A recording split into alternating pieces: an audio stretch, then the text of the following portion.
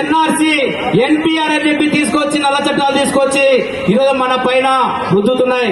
అందుకోసమే కాంగ్రెస్ పార్టీ చెప్తుంది, నల్ల చట్టాలు ఏవైతే తీసుకొచ్చిందో ఈ బీజేపీ కేంద్ర ప్రభుత్వం వాటిని అధికారంలోకి వచ్చిన వెంటనే వాటిని కూడా రద్దు చేస్తామని చెప్పి కూడా తెలియజేస్తున్నాను. అదేవిధంగా ఈ రోజు లోకల్లో చూస్తే మనము ఈ రోజు కాంగ్రెస్ పార్టీ ఎమ్మెల్యే అభ్యర్థి మీ గోకుల్ కృష్ణారెడ్డి గారు, మీ బిడ్డ, మీ తమ్ముడు, మీ అన్న, మీరు ఆశీర్వదించండి, గొప్ప మెజారిటీతో గెలిపించాలని రాజశేఖర రెడ్డి బిడ్డ మనస్ఫూర్తిగా ప్రార్థిస్తుంది. ఎన్నికలు వచ్చేసాయన్నా, ఎంతంట ఓటుకి?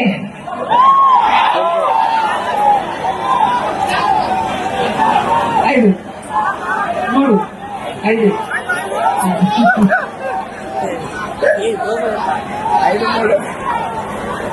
శిల్ప వాళ్ళు మొత్తం ఓట్లన్నీ కొనేస్తారట కదా, ఏమన్నా నిజమేనా?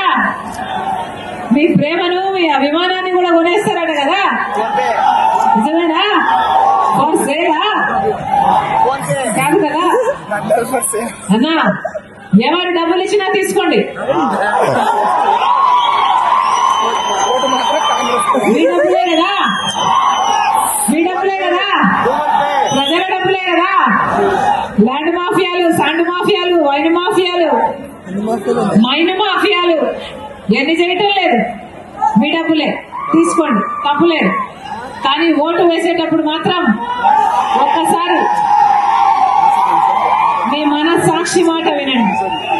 మీ ఆలోచన ఎవరికి చెప్తే వారికి ఓటేయండి. మంచి వాళ్ళకు ఓట్లు వేయకపోతే ఏం జరిగిందో గత 5 సంవత్సరాలుగా చూశారు కదన్నా. ఎవరికి వేశారు ఓట్లు? ఎవరు మీ ఎమ్మెల్యే?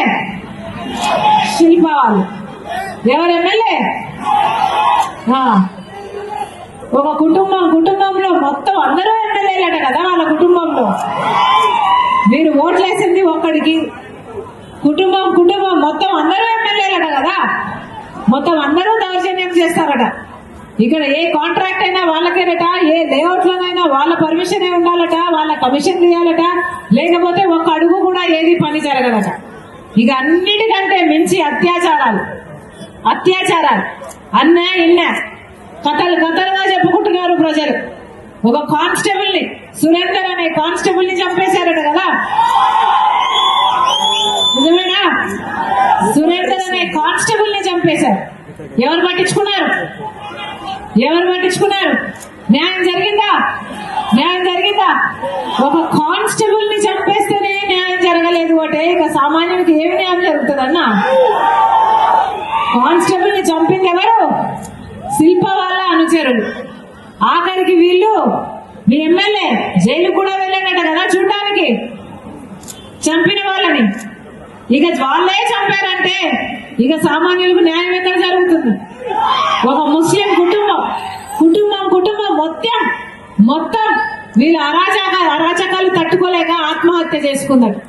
ఒకటా రెండా చెప్పుకుంటూ పోతే ఎన్నో.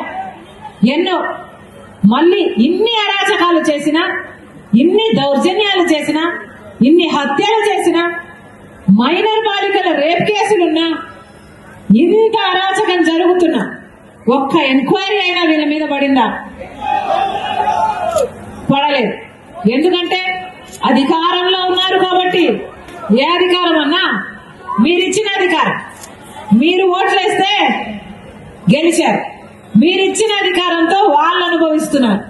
అనుభవించడం సరిపోలేదు. అరాచకాలు, హత్యలు ఇవన్నీ చేస్తున్నా మళ్ళా వాళ్ళకే సీట్ ఇచ్చాడు జగన్మోహన్ రెడ్డికి. ఇంకేమన్నారు? యథేచ్ఛగా రాష్ట్రంలో ఎక్కడ పడితే అక్కడ అరాచకాలు చేసుకోండి, హత్యలు చేసుకోండి. ఆఖరికి సొంత చిన్నాన్న విషయంలో కూడా హత్య జరిగితే మళ్ళీ అదే అవినాష్ రెడ్డి గారికి అక్యూజ్డ్ గా సిబిఐ చెప్తుంది అక్యూజ్డ్ అని. మళ్ళీ అదే అవినాష్ రెడ్డికి సీట్ ఇచ్చారు అంటే ఇది హత్య రాజకీయాలు, రౌడీ రాజకీయాలు, ఇది మాఫియా రాజకీయాలు, గుండా రాజకీయాలు కాకపోతే ఇక ఏమిటి? ఇందుకేనా అధికారం ఇచ్చింది? ఇందుకేనా అన్నా జగన్మోహన్ రెడ్డి గారికి అధికారం ఇచ్చింది?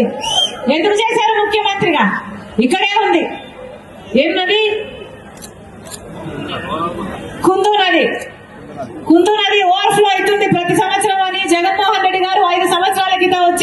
ఇలాగే మైకు పట్టుకొని ఏం చెప్పారు, ఆ నది విస్తీర్ణం చేస్తాము, అది ఉప్పొంగకుండా చూసుకుంటాము, నంద్యాలలోకి రాకుండా నష్టం జరగకుండా చూసుకుంటాము అని జగన్మోహన్ రెడ్డి గారు చెప్పారా? మీరు నమ్మారా? మీరు ఓట్లేసారా? అయిందా అన్నా? మరి ఎందుకు ఏమన్నా వీళ్ళకు ఓట్లు? మొత్తం ఔటర్ రింగ్ రోడ్ కట్టాలన్నాడు కదా జగన్మోహన్ రెడ్డి గారు, కట్టారా అన్నా? మరి ఎందుకు ఏమన్నా వీళ్ళకు ఓట్లు? ఎన్ని మాటలు చెప్పారు, ఎన్ని కథలుగా చెప్పారు.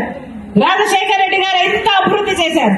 రాజశేఖర రెడ్డి గారు వదిలి వెళ్లేసిన ప్రాజెక్టులను కూడా కొడుకు జగన్మోహన్ రెడ్డి గారే పూర్తి చేయలేదు అంటే ఇక ఏమన్నారు? వీళ్ళ రాజశేఖర రెడ్డి గారి ఆశయాలను నిలబెట్టేది,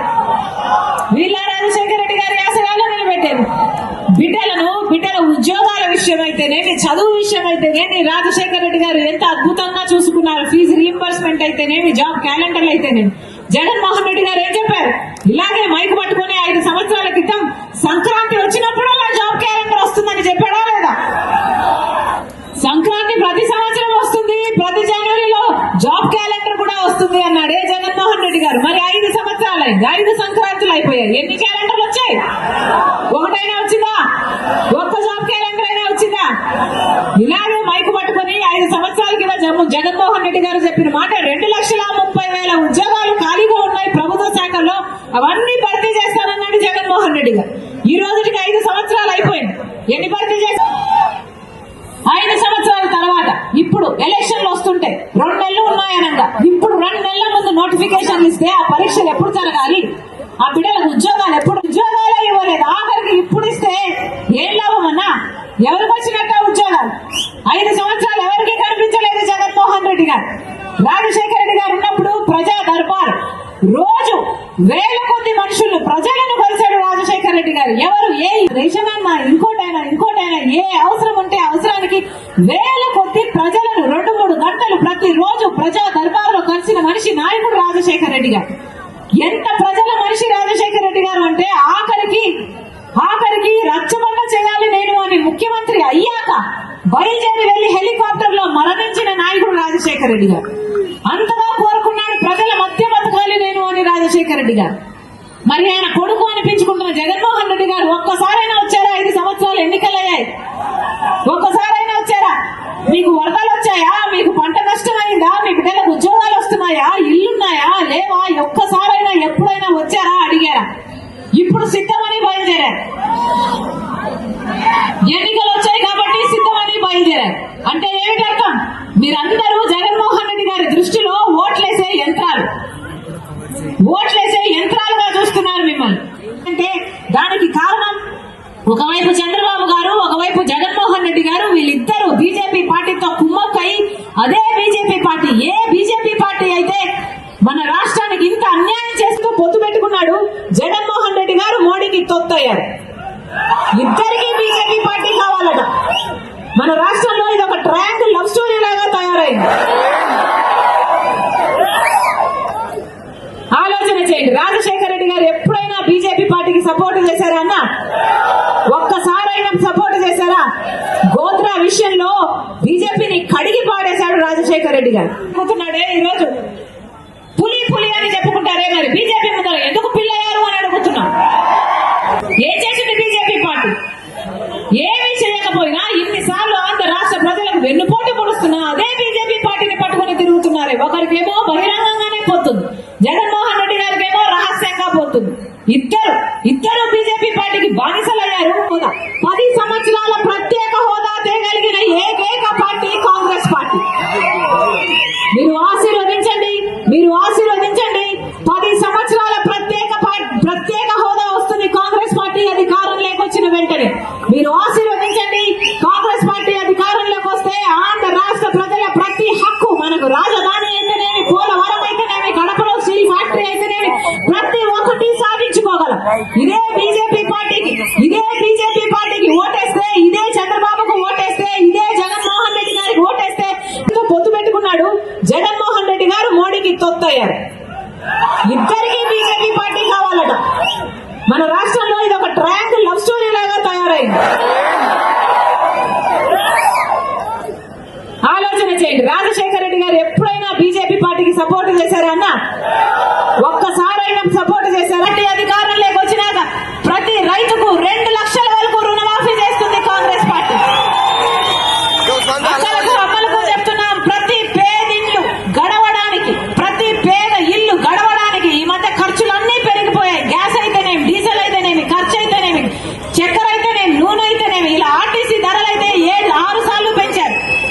కరెంటు ఛార్జీలు 7 సార్లు పెంచారు. ఇలా అన్ని పెరిగిపోతుంటే పేదవాళ్ళు బ్రతికే స్థితే లేకుండా పోయింది. అందుకే కాంగ్రెస్ పార్టీ ఆలోచన చేసి ప్రతి పేద కుటుంబానికి సంవత్సరానికి 1,00,000 రూపాయలు, అంటే 5 సంవత్సరాలకు 5 లక్షల రూపాయలు కాంగ్రెస్ పార్టీ ప్రతి పేద కుటుంబానికి, ఆ ఇంటి పెద్ద మహిళకే ఇస్తుంది కాంగ్రెస్ పార్టీ.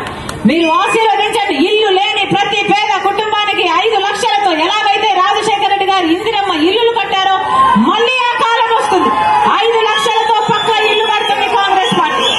మన బిడ్డలు భవిష్యత్తు బాగుండాలి అన్నా, వితంతువులకు, వృద్ధులకు పెన్షన్ 4,000 కావాలన్నా, వికలాంగులకు పెన్షన్ 6,000 కావాలన్నా కాంగ్రెస్ పార్టీ అధికారంలోకి రావాలి. మీరు ఆశీర్వదించండి. రాజశేఖర రెడ్డి బిడ్డ మాటిస్తుంది, కాంగ్రెస్ పార్టీ అధికారంలోకి వచ్చినాక ప్రత్యేక హోదాయే కాదు, రాజశేఖర రెడ్డి గారి సంక్షేమ పాలన, ఎలాగైతే రాజశేఖర రెడ్డి గారు సంక్షేమ పాలన అందించారు ఆ సంక్షేమ పాలన ప్రతి గడపకు తీసుకొస్తుంది రాజశేఖర రెడ్డి బిడ్డ. రాజశేఖర రెడ్డి గారు మైనారిటీలకు 4% రిజర్వేషన్ ఇచ్చిన నాయకుడు, ప్రతి వర్గాన్ని ఆదరించిన నాయకుడు, కులాలు మతాలు అతీతంగా ప్రతి ఒక్కరికి మేలు చేశాడు రాజశేఖర రెడ్డి గారు. మన బిడ్డల భవిష్యత్తు బాగుండాలన్నా, మన వ్యవసాయం బాగుండాలన్నా, కనీసం ఇప్పుడు తాగడానికి కూడా నీళ్లు లేని స్థితిలో ఇప్పుడు మన రాష్ట్రం ఉంది అంటే ఎన్ని నియోజకవర్గాలు తిరుగుతున్నా నేను, అమ్మా నీళ్లు లేవు, మంచినీళ్లు